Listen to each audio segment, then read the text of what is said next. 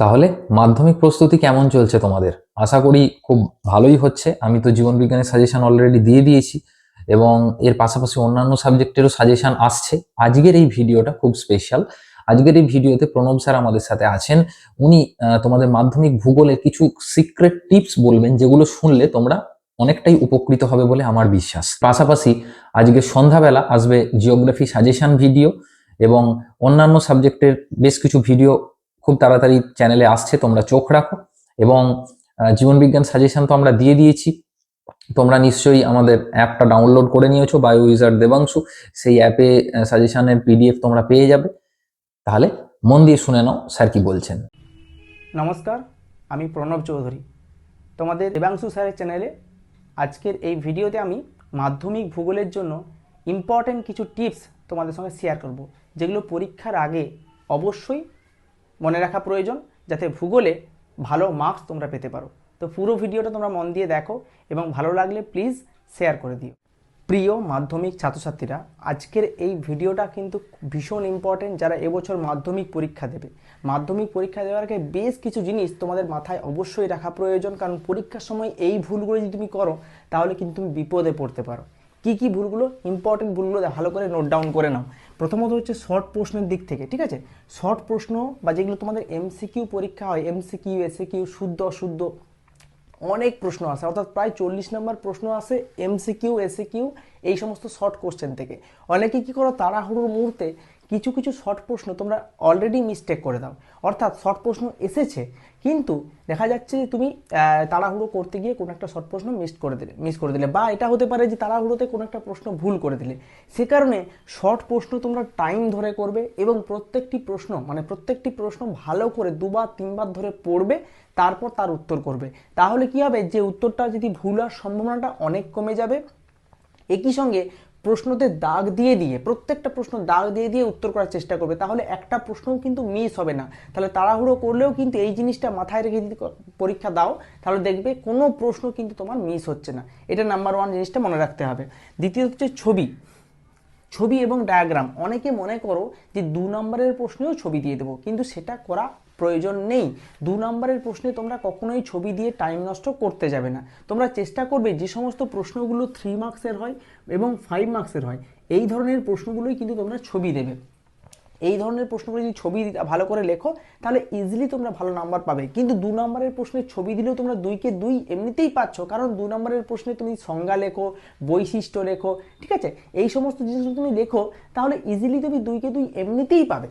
কাজেই 3 এবং 5 নম্বরের উপর বেশি করে ফোকাস করতে হবে ছবি দেওয়ার উপর, ঠিক আছে? নেক্সট হচ্ছে ম্যাপ পয়েন্টিং। দেখো, সব থেকে ইম্পর্টেন্ট একটা পার্ট কিন্তু হচ্ছে ম্যাপ পয়েন্টিং। কারণ কি বলতো, এখানে 10 নাম্বার থাকে, অর্থাৎ এই 10 নম্বরকে তোমাকে 10-কে 10 পেতে হবে। তার জন্য কিছু টিপস রয়েছে। প্রথমত, ম্যাপ পয়েন্টিংয়ের এক্স্যাক্ট লোকেশনের একটু আধটু পার্থক্য হলে নাম্বার কাটা যায় না, কিন্তু হয়তো তুমি উত্তর দিকের কোনো জায়গা একদম দক্ষিণ দিন দেখিয়ে দিলে বা অনেকটা পার্থক্য দেখিয়ে দিলে, তখন কিন্তু নাম্বার কাটা যাবে। একই সঙ্গে ম্যাপ পয়েন্টিংয়ে তোমরা ইন্ডেক্সটা অবশ্যই করে দেবে, ইন্ডেক্স, ঠিক আছে? ইন্ডেক্স করে তোমরা এরকম করে চার্ট করে দেবে, ঠিক আছে? অর্থাৎ এখানে এইভাবে, অর্থাৎ সিরিয়াল নাম্বার যদি তুমি করতে পারো, সিরিয়াল নাম্বার 1 কি আছে, সিরিয়াল নাম্বার 2-এ কি আছে, সিরিয়াল নাম্বার 3-এ কি আছে, 4-এ কি আছে, এরকম করে করে দিতে পারো। অথবা তুমি ডায়াগ্রাম বা কোনো যদি সিম্বল থাকে, তোমরা এখানে সিম্বলটাও অ্যাড করে দিতে পারো। এখানে সিম্বলটা এইভাবে একটা অ্যাড করে দিলে, এটা দিয়েছো, এখানে মনে করো এরকম দিয়েছো, এরকম সিম্বল অ্যাড করেও লিখে দেবে এটা কি, মানে কোন পয়েন্টে কি আছে। ইন্ডেক্স করে দিলে সব থেকে ভালো হয়, নাম্বার পাওয়ার জন্য অনেক সুবিধা হয়। তোমরা অনেকে কী করো, সিম্বল না লিখে ডাইরেক্ট লিখে দাও, সেরকম না করে যদি সিম্বল করে করো, আমার মনে হয় এটা বেশ সাজন্ত হবে এবং শিক্ষক মহাশয়ের দেখতেও খুব ভালো লাগবে, তোমাকে নাম্বারটাও ভালো দেবে।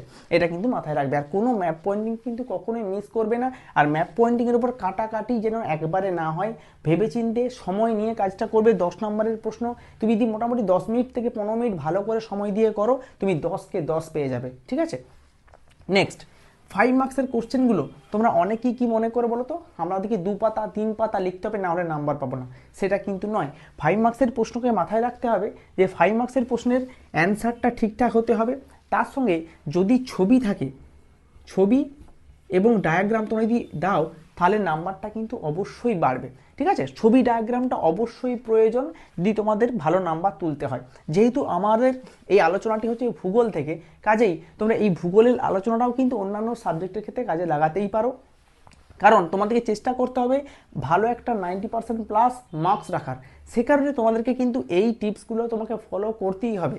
একই সঙ্গে বলে রাখি, তোমরা যখন শর্ট প্রশ্ন করছো, শর্ট প্রশ্ন করার পর 2 মার্কসের যে প্রশ্নগুলো করছো, সেই 2 মার্কসের প্রশ্নের যেটা গঠনমূলক অ্যান্সার হয়, যেমন সংজ্ঞা, বৈশিষ্ট্য, উদাহরণ, ঠিক এইরকম করে সাজিয়ে যদি লিখতে পারো, পরীক্ষার অনেকটা নাম্বার ভ্যারি করে কিন্তু, ঠিক আছে। আর মানে শেষ যে টিপসটা তোমাদেরকে বলবো সেটা ভীষণ ইম্পর্টেন্ট, সেটা হচ্ছে হাতের লেখা। অনেকে কি করো, হাতের লেখাতে কাটাকুটি প্রচণ্ড পরিমাণে বেশি করো। অর্থাৎ হাতের লেখা যদি কাটাকুটি বেশি হয়, খাতাটা অপরিষ্কার অপরিচ্ছন্ন থাকে, তাহলে নাম্বারটা কমবেই এবং শিক্ষক মহাশয় বিরক্ত হয়ে বেশ কিছু প্রশ্ন তোমাদের উত্তর ঠিকমতো পড়তে পারবে না।